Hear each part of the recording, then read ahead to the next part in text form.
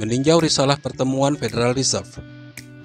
Federal Reserve sudah melakukan pertemuannya pada akhir April lalu, dan hasil pertemuan itu pun sudah diumumkan Rabu kemarin pada waktu setempat. Risalah pertemuan The Fed kali ini benar-benar sangat dipantau oleh para pelaku pasar, karena akan menentukan kebijakan The Fed ke depannya. Di saat ekonomi AS tengah berjuang untuk pulih dari pandemi COVID-19, dan poin penting yang sangat diharapkan pelaku pasar adalah tanda-tanda pembahasan mengenai tapering. Pada pertemuan tersebut, para pejabat bank sentral sangat optimis ekonomi AS akan segera pulih. Bahkan beberapa pejabat mengisyaratkan mereka akan terbuka untuk membahas peninjauan kembali pembelian obligasi besar-besaran oleh bank sentral. Risalah dari pertemuan Komite Pasar Terbuka Federal tersebut memperlihatkan sejumlah anggota mengindikasikan bahwa jika ekonomi AS menunjukkan kemajuan pesat dan sesuai target bank sentral, maka pertemuan The Fed selanjutnya menjadi saat yang tepat untuk memulai pembahasan rencana penyesuaian pembelian aset. Meski demikian, ada catatan juga dari para anggota Federal Reserve tadi, bahwa ini akan membutuhkan waktu yang panjang sampai ekonomi benar-benar menunjukkan perkembangan substansial dan jumlah angkatan kerja ada di titik maksimum, serta stabilitas harga yang menjadi target bank sentral juga tercapai. Pada pertemuan tersebut, para pejabat bank sentral masih menahan suku bunga mendekati nol. Bank sentral juga masih mempertahankan pembelian aset sebesar 80 miliar dalam bentuk treasury dan 40 miliar dalam bentuk sekuritas berbasis hipotek setiap bulan. Dan ini masih akan berlanjut sampai target tingkat lapangan kerja dan inflasi komite tercapai. Sebagai catatan, pasar tenaga kerja AS bukukan kenaikan yang cukup kuat pada bulan Maret, dan The Fed menggunakan data tersebut untuk pertemuan di akhir April. Di sini bank sentral terlihat tidak ingin kecolongan, dengan mencatat bahwa mereka masih perlu memantau lebih lanjut sektor tenaga kerja ini. The Fed juga ingin memastikan bahwa ekonomi benar-benar menuju pemulihan berkelanjutan, sehingga menjadi arena uji coba Fed dalam mengurangi pembelian obligasi. Tapi bank sentral kembali disuguhkan buruknya laporan pekerjaan bulan April yang dirilis setelah pertemuan Fed. Sudah pasti, The Fed akan menggunakan data itu juga, ditambah laporan untuk bulan Mei.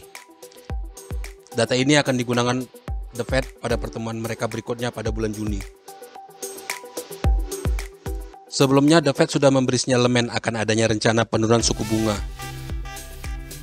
Dan ini juga menjadi perhatian pasar, kenapa harus turun suku bunga? Seberapa besar The Fed akan menurunkan suku bunga? Kapan?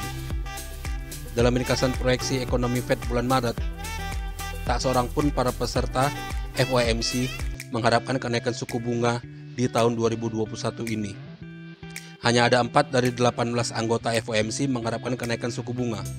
Itu pun hanya 25 basis poin dan akan dilakukan pada akhir 2022. Sementara 7 anggota mengharapkan setidaknya 1 kenaikan suku bunga pada akhir 2023. Dalam menentukan kebijakan suku bunganya, The Fed benar-benar menggunakan data inflasi dan sektor tenaga kerja. Federal Reserve berkomitmen untuk menggunakan berbagai instrumen yang ada untuk mendukung ekonomi AS di masa yang penuh tantangan ini. Sehingga di sini The Fed sangat bergantung pada pertumbuhan sektor lapangan kerja hingga mencapai angka maksimum dan stabilitas harga sesuai dengan kisaran target bank sentral.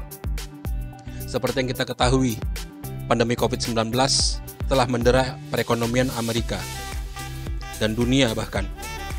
Perkembangan vaksinasi dan dukungan kebijakan yang kuat, indikator kegiatan ekonomi mulai menunjukkan pemulihan yang wajib dicatat. Sektor-sektor yang tadinya paling terdampak akibat pandemi ini perlahan mulai membaik, meski masih lemah, termasuk inflasi yang perlahan meningkat. Pertumbuhan ekonomi AS jelas sangat bergantung pada bagaimana pemerintah menghadapi pandemi ini, termasuk sejauh mana perkembangan vaksinasi berjalan. Krisis kesehatan masyarakat yang sedang berlangsung terus membebani ekonomi, dan risiko terhadap prospek ekonomi juga masih ada. Komite akan berupaya mempertahankan sikap atas kebijakan moneternya yang akomodatif hingga target mereka tercapai. Makanya sampai saat ini komite memutuskan masih akan mempertahankan kisaran target suku bunga dana federal dari 0 hingga 1/4% dan meyakini langkah mereka sudah tepat hingga kondisi pasar tenaga kerja mencapai titik yang konsisten dan inflasi meningkat hingga 2%.